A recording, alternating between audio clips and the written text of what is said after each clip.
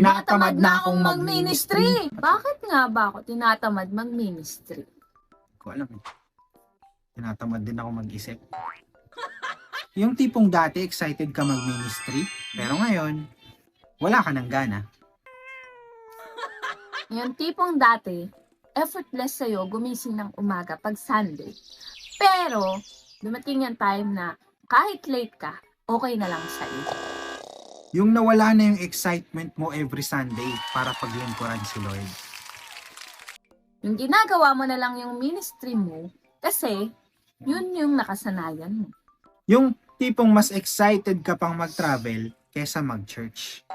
Yung dating excited ka sa mga pag-join ng Bible studies, pero nawala na yun sa puso mo.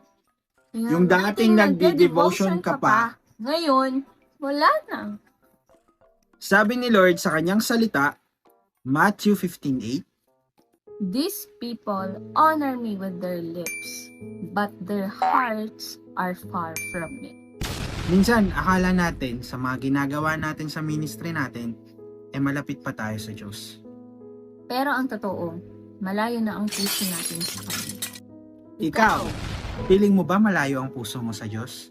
Alam nyo ba na habang nasa mundo tayo, sa dami ng pagsubok na hinaharap natin araw-araw, nakakapagod, mga paulit-ulit na pangyayari sa buhay natin, nakokontamina ang ating puso at isip ng mga makamundong bagay na hindi natin namamalayan.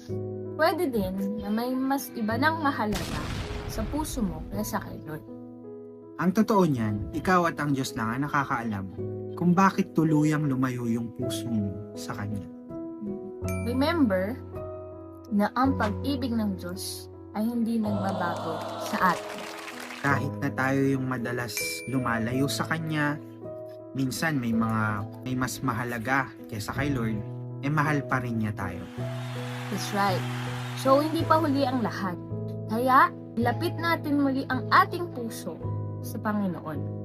Kaya kung feeling mo malayo yung puso mo sa Panginoon ngayon, simple lang.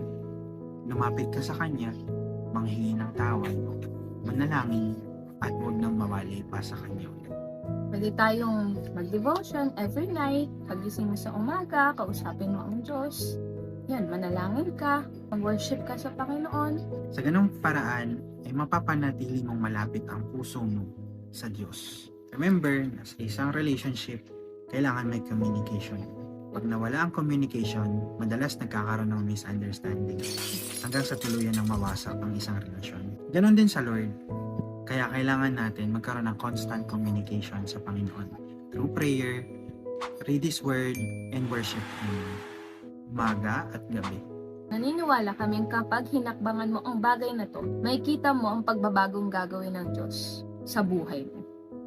Kaya kapatid, ngayon, kung feeling mo malayo ang puso mo sa Lord, tara, manalangin tayo. Lord, salamat po sa pagkakataong ito, Panginoon, na binigay mo sa amin. Alam po namin na hindi aksidente, Lord God, na napanood namin ang video na ito, Panginoon, sapagkat meron kang magandang plano sa amin, Panginoon. Lord, salamat sa pag-ibig mo sa amin, sa pagmamahal mo, Yes, Lord. na kahit ano pang nagagawa namin, mga pagkukulang namin, ay hindi mo kami iniiwan at hindi mo kami pinababayaan. Salamat. Hindi nagbabago ang pag-ibig mo sa amin, Panginoon. At sa oras na ito, Panginoon, patawarin mo po kami kung minsan nailayo namin yung puso namin sa inyo. Meron kaming mas ibang pinahalagahan kaysa sa inyo. Mas nakontamina, Panginoon, ng aming puso ng ibang bagay kaysa sa inyo. Forgive us, O God. Sa oras na ito, muli po namin nilalapit ang aming puso sa inyo, Panginoon. Narinig mo ito at muli mo kaming gamitin, Panginoon.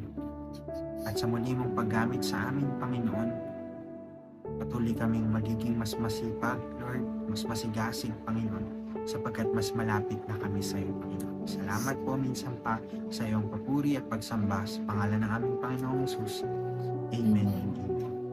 Kung na-bless po kayo sa video natin, pwede niyo pong i-subscribe, i-like, at i-follow ang ating mga social medias para po updated kayo sa mga susunod po nating video. Ako po si Nico. Ako po si Ann. God God bless.